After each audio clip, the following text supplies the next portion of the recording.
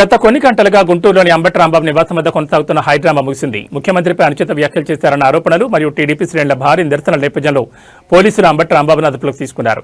గుంటూరులోని ఆయన నివాసం వద్ద పోలీసులు అంబటిని అదుపులోకి తీసుకున్నారు. నిరసనకారులు భారీగా మోహరించడంతో పోలీసులు బలవంతంగా ఆయన్ను ఇంటి నుంచి బయటకు తీసుకొచ్చారు. అరెస్ట్ చేసిన అనంతరం పోలీసులు అంబటిని నల్లపాడు పోలీస్ స్టేషన్ తరలించారు.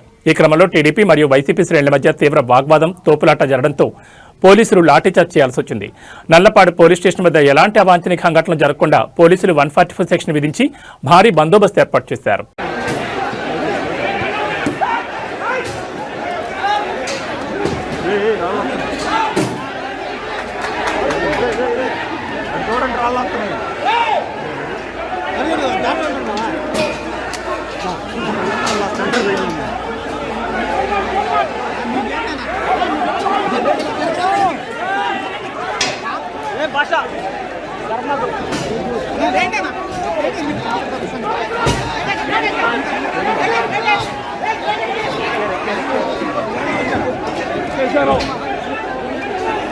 లైట్ ఉంది చూడు, లైట్ ఎవరితో లైట్ ఉందో అక్కడ అందులో చూడు, దాంట్లో లైట్ ఉంది ఎవరితో దాంట్లో